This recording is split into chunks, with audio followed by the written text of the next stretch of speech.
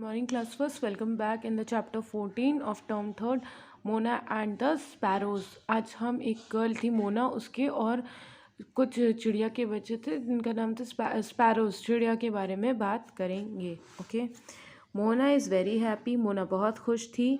एक छोटी बच्ची थी जिसका नाम था मोना और वो बहुत खुश थी। She is going to stay with her grandparents, uncle, aunt and cousins in Kolkata. वो अपने दादी बाबा, अंकल आंटी और कजन्स के साथ कोलकाता में रहने जा रही थी। They start packing. Mona has small shelf of books. She begin to arrange her books. Mona की एक बहुत सी छोटी सी किताब की अलमारी थी और उसने वहाँ पर अपनी बुक्स को ठीक करना शुरू कर दिया था। क्योंकि वो अपने दादा दादी के घर रहने जा रही थी कुछ दिन के लिए। She PACS them in a box. Mona ने उसे एक बॉक्स में पैक करके रखा। She finds a sparrow nest near a corner. उसने अपनी किताब के शेल्फ के कोने में एक चिड़िया का घोंसला देखा। ठीक है, एक स्पैरो का घोंसला देखा। In the middle of the nest के बीच में देयर आर 2 एग्स। और उस जो घोंसला था उस घोंसले के बीच में 2 अंडे भी थे स्पैरो के। The nest is made up of. Nest किससे बना था? ट्विग्स से, स्ट्रॉ से एंड ड्राई लीव्स से। यानी नेस्ट जो था वो ट्विग्स, स्ट्रॉ और सूखी पत्तियों से बना था। Mona loves to watch the mother sparrow.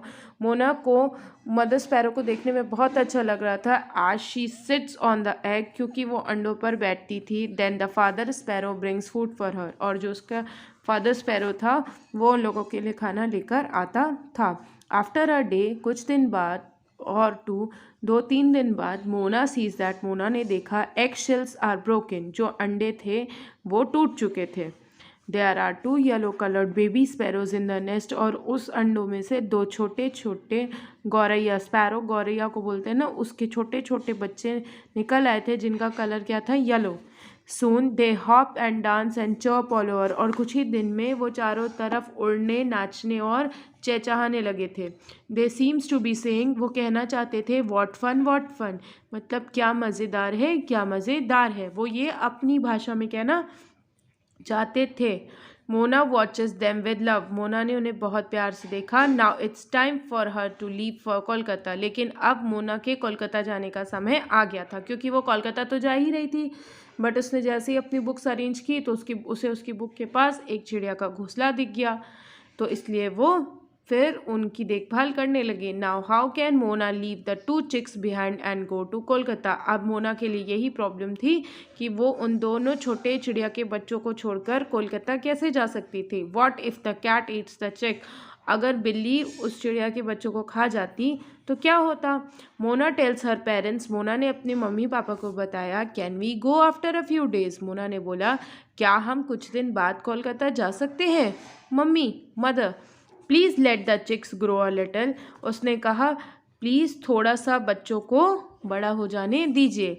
Late them fly, let them learn to fly, उन्हें उड़ना सीख जाने दीजिए। And then we can go, तब हम जा सकते हैं। मोनाज पेरेंट्स सेज, मोना के पेरेंट्स ने कहा हाँ, yes.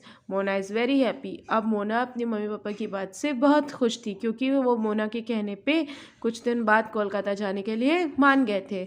Soon the young chicks learn to fly and chirp. कुछ ही दिन में वो छोटे बच्चे उड़ना और चहचहाना और अच्छी तरह से सीख गए थे। They are chirping all the time. और वो पूरे दिन ही चहचहाते रहते थे अपनी चींची की आवाज़ से। फ्लाइंग हियर एंड देयर, इधर उधर उड़ते हुए। एक्चुअली दे आर सेइंग, पर वो असल में अपनी भाषा में कहना चाहते थे thank you Mona, thank you. मतलब वो उस छोटी बच्ची का शुक्रिया अदा करना चाहते थे जिसने उनका ख्याल रखा और वो उनके लिए कोलकाता भी कुछ टाइम तक नहीं गई। That's all for the story. Thank you very much.